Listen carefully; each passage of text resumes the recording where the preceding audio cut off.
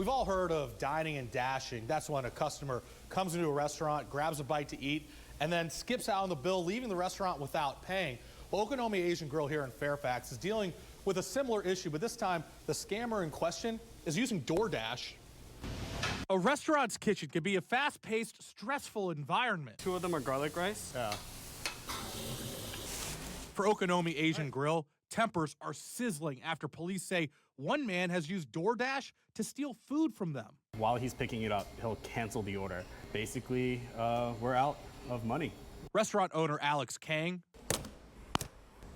capturing this scam on his security cameras, and he's hoping to turn the heat up on the suspect, who Fairfax City Police are also looking for. There's also a button when it's picked up, and if my workers don't press that button before like handing over the food, then they have, like a 10-second gap, basically, where they can cancel the order. Kang has caught this suspect on camera 4 times since April, most recently this past Monday, stealing a total of $150. Oh, we got orders. He's now putting up a reward of the same amount for information that leads to this suspect's arrest. Do we need to make more chicken? One of the teriyakis is going to be a double. Kang says this one scammer is making it hard to keep his business running. We're a new restaurant, so, like, sales are still minuscule, right? Monday's incident, that was 10% of the takeout orders. It affects the bottom line, obviously. King says he filed police reports and contacted DoorDash before our report. But it wasn't until 7 News on Your Side reached out to DoorDash that a spokesperson confirmed they have reimbursed Kang and deactivated the suspect's accounts. And now, Kang is speaking out. All right, you're good to go. Yep. Good night. Take care, okay? To make sure other restaurants are not victimized. Other restaurant owners in the area can't speak English. English is their second language. This guy, if he's doing it to me, he's guaranteed doing it to other restaurants. In Fairfax, Christian Flores, 7 News.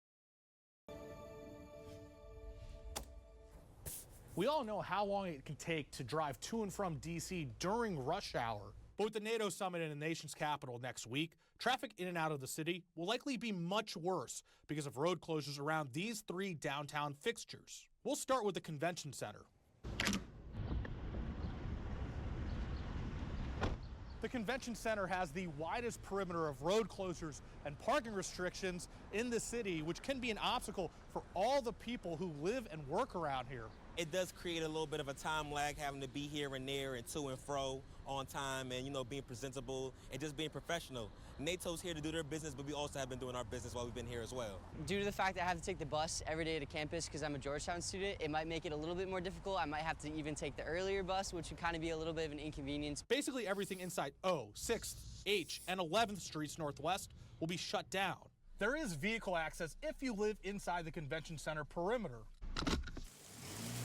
Those access points will be on O Street at 7th, 9th, and 10th Streets, but there will be security checkpoints there.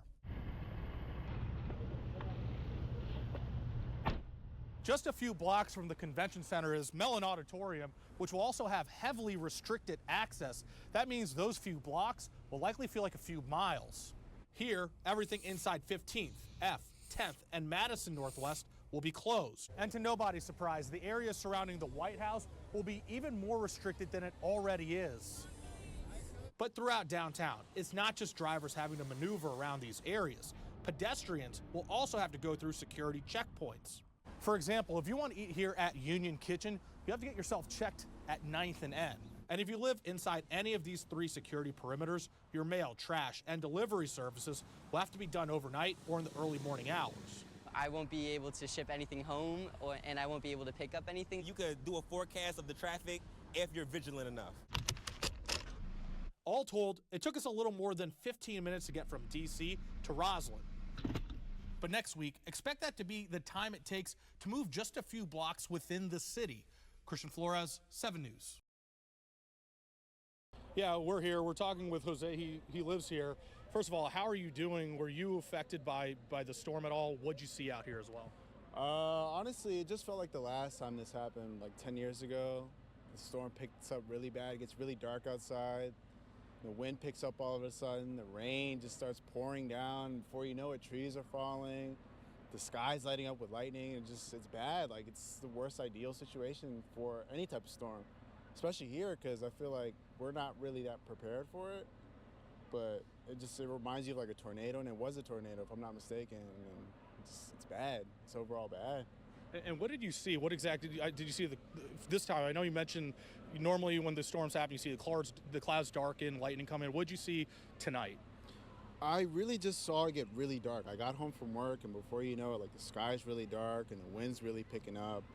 And then all of a sudden you just hear the rain pouring, and I'm just chilling with my girlfriend, and we're like, oh, it's just a storm, it'll pass. And then you see the wind really picking up, and at that point you see the trees moving like violently at some point, like they're rocking back and forth, and trees don't usually do that.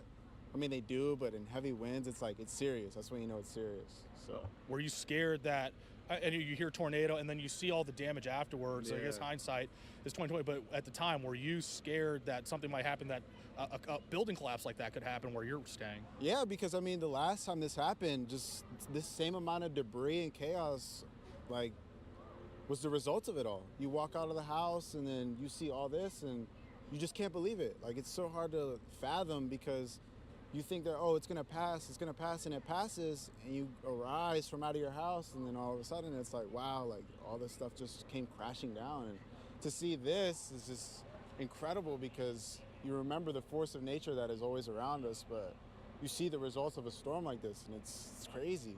It's really crazy. And that brings me to my last question. When you walk out, you see that building collapse. I know there was another tree on top of a house over there, and there was one more in the neighborhood on Rolling Road.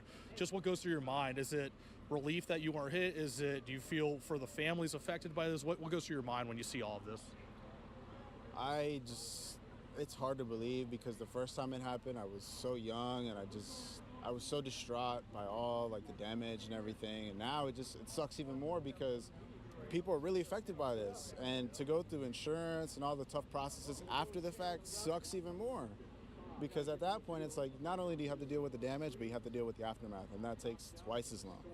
So I think for me, just seeing this now again, it's just like reliving it and seeing it all happen once more. And it just sucks, because I'm happy that I wasn't affected, but seeing everyone else affected just sucks. It's not even the best feeling to feel like you're okay, because all these other people aren't. Who knows how many other people were affected? It's not a good thing. Well, Jose, thank you so much, and stay safe out here.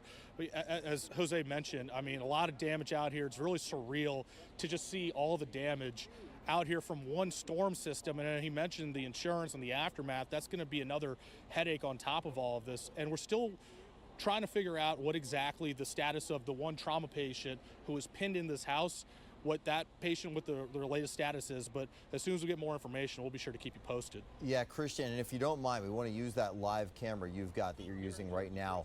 If you can have your photographer, I forget who you're with, if you can have them just kind of pan around and show some of the neighborhood. I want to update our viewers on some information that needs to be relayed while we look at some of these images. Can you have us just see a little bit more? Well, Scott, one moment. I was just told that Pete Pieringer, who's the public information officer for Montgomery County Fire and Rescue, he's addressing the media. We're going to go to him right now. Let's do it. He's coming up. Yep.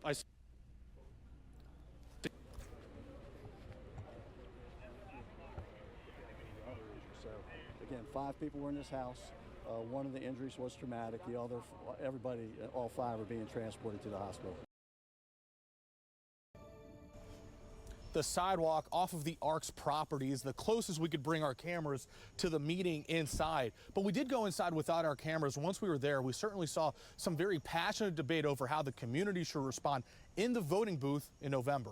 And now you have a major controversy with him being charged with bribery. Despite laying out these stakes with Councilmember Trayon White's bribery allegations, cameras were not allowed inside the town hall for the ward to discuss next steps because of miscommunication between event organizers and the ARC. Media is not allowed in with cameras. What do you say to people who say that hurts the transparency, that hurts the credibility of this meeting? Okay, I'm not going to argue with the ARC and not letting the press in, because I respect the ARC. You telling me you can't allow the media in there? But 7 News on your side went inside to shoot the fiery exchanges with our cell phones. He has not been displaced. He still is the Ward 8 councilman right now today. So you think he's going to help us now after he has been taken by the FBI? I don't think so. These opinions spilling outside of the building. Since White's arrest, Ward 8 residents have been divided on what's the best course of action. We need elected officials in Ward 8 who represent the constituents that live here, who deserve a better quality of life. I want to support our council member until he is proven guilty, tried and proven guilty. 7 News asked White's office if he had a response to voters expressing concerns over these allegations, but a spokesperson says they are not commenting.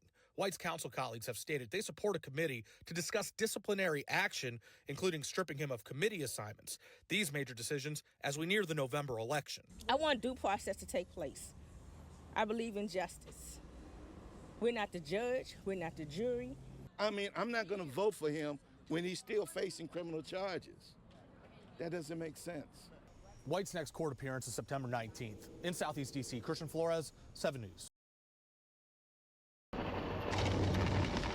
This scam is something straight out of the movies. It involves false claims of psychic abilities, sex work, and co-conspirators claiming they're in a mob to threaten one of the victim's children. The sentencing documents go into great detail, but starts with an explosive statement.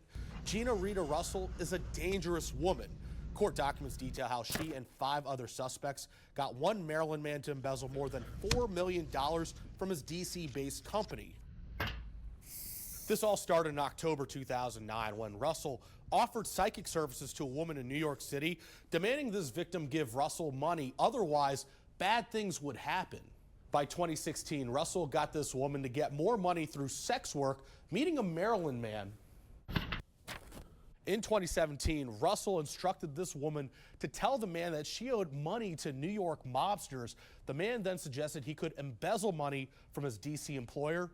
Then, Russell's partner in crime posted a picture of the money on Instagram with the caption, "Told you guys I was gonna make this money." Russell and her partners eventually scammed almost $1 million from the male victim, but continued demanding more money. By March 2017, the man's employer notices irregularities with the company's bank account. A month later, the man is arrested after embezzling more than $4 million from his employer. A year later, a grand jury indicted Russell and her partners on 13 counts, including bank fraud, wire fraud, and conspiracy to commit extortion. On July 2019, Russell pled guilty to 1 count of interference commerce by extortion, but just 2 months ago, the government filed to have her bond revoked after discovering Russell was committing essentially the same crimes all the way in California. The judge in this case has called it, quote, one of the worst nonviolent crime cases that he has seen in all of his years on the bench. All told, Russell was sentenced to more than 10 years in prison, joining the 5 others who were part of this scam and had already been sentenced. Christian Flores, 7 News.